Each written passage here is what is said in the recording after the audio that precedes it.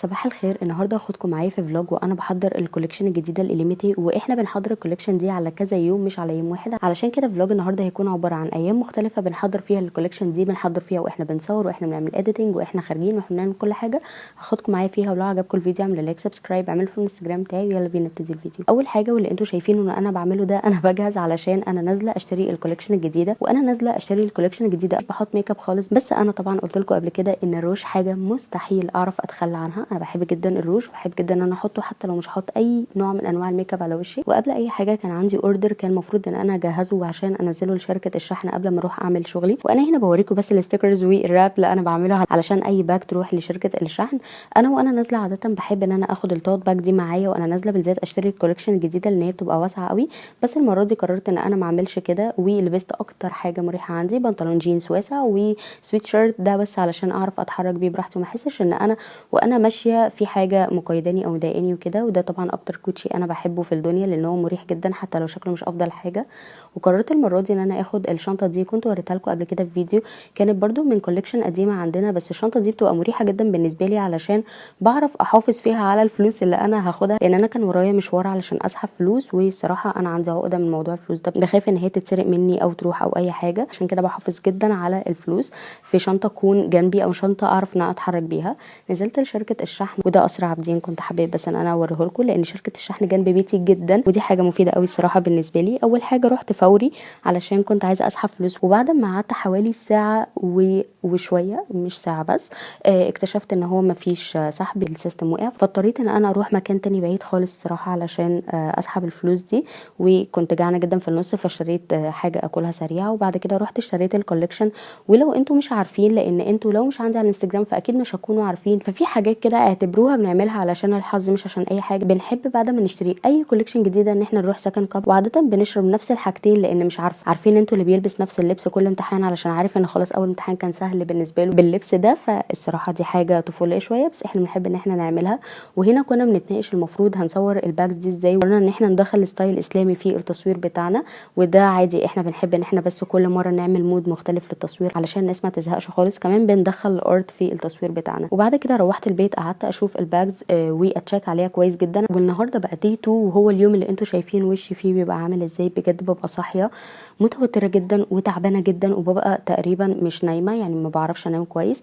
انا في العادي بتصور من وانا صغيره، يعني انا من زمان جدا وانا بتصور. بس انا لما بتحسوا الموضوع ليه علاقه بشغل او بشغلكم انتوا اللي باسمكم، الموضوع بيكون موتر جدا، فانا ببقى صاحيه بطني وجعاني جدا من كتر التوتر. وجهزت وكنت بحضر بشرتي كويس جدا علشان كنت هحط ميك اب، كنت عايزه وشي يكون شكله هيلثي اكتر، فحطيت السكين كير بتاعي عادي جدا وما حطيتش فاونديشن خالص، بس حطيت حاجات بسيطه تظهر بس شكل البشره بشكل كويس. واهتميت جدا بموضوع الترطيب ده.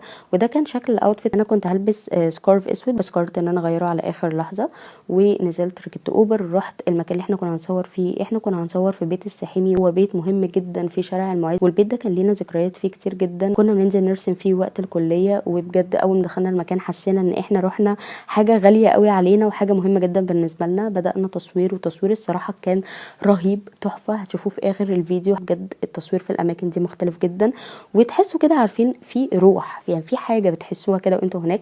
مش عارفه انتوا لو رحتوا ممكن تحسوا الحاجه دي زيي ولا لا، بس ممكن عشان المكان ليه ذكريات كتير قوي عندي فانا بحس الاحساس ده. بعد كده قعدنا نشتغل على الصور، ما اشتغلناش شغل كامل بس قعدنا بس نشوف الطريقه دي في التصوير هينفع ان احنا نكمل بيها ولا خلاص نغيرها. والصراحه كانت طريقه جميله جدا، قررنا ان احنا نكمل بيها. داي 2 بقى، داي 2 بيكون اخف شويه من داي 1 لان خلاص بنكون مطمنين ان احنا معانا داتا نقدر ان احنا ننزلها لو لا قدر الله حصل اي مشكله. بس المره دي حبيت بقى ان انا اعمل ستايل يكون بولد كده شويه او حاجه مش عارفه، بس انا حسيت ان انا محتاجه ان انا احط ميك اب فول ميك اب تقريبا.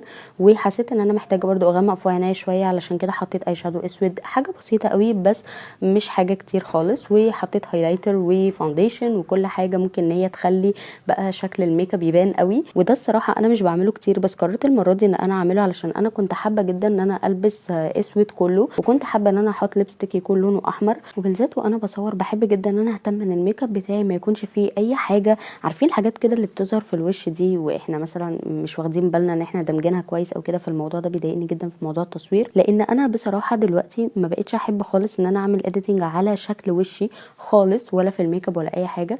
بحب ان الميك اب بتاعي او شكل وشي في الطبيعي يكون ظاهر، لان مش عارفه زمان كنت بحب الصراحه ان انا بقى اخلي وشي يكون ما فيهوش اي عيوب او كده، بس دلوقتي لا خالص، بحب ان انا اظهر بطبيعتي ومش بعمل اديتنج كتير خالص. يعني بعمل اديتنج بس على الاضاءه او كده، لكن على وشي او جسمي او كده لا خالص. علشان كده خد معايا وقت طويل قوي. والفتره دي مش عارفه انا ليه حابه قوي موضوع الكريم بلاش بتاع اسينشال، بس هو كان عندي من زمان جدا وانا ما كنتش بستخدمه، لان مشكلته الوحيده معايا هو ان هو مش ثابت قوي، يعني مش اكتر حاجه ثابته، لكن بجد هو بيدي افكت طبيعي قوي على البشره. بعد كده روحنا المكان اللي احنا كنا هنصور فيه، كنا هنصور في بيت يكن، بس الموضوع الصراحه كان فاشل لابعد درجه، فغيرنا المكان على اخر لحظه وقررنا ان احنا نروح جاير اندرسون. هو بيت مشهور جدا تاريخيا، كمان في نفس الوقت هو البيت اللي اتصور فيه جيمس بوند، وانا بموت في حاجه اسمها افلام جيمس بوند، بالذات الافلام القديمه. يعني الافلام الحديثه الصراحه مش قوي، لكن الافلام القديمه دي بحبها جدا. فروحنا وصورنا فيه، الصراحه التصوير برده كان حلو جدا، والمكان فوق كان الفيو بتاعه تحفه، لدرجه ان اي حد كان هيشوف الصور دي كان هيفتكر ان هي فوتوشوب. تالت يوم بقى، وهو اليوم اللي احنا بنقرر فيه الفيد بتاعنا يكون شكله عامل ازاي، الاديتنج، الستوريز اللي احنا هننزلها، كل حاجه. فصحيت وكنت بصور، بس علشان كده هتلاقوا المكان اللي انا بصور فيه كان مبهدل شويتين ثلاثه. كان في اوردر لازم ان انا اعمله وانزله لشركه الشحن، بس الاوردر ده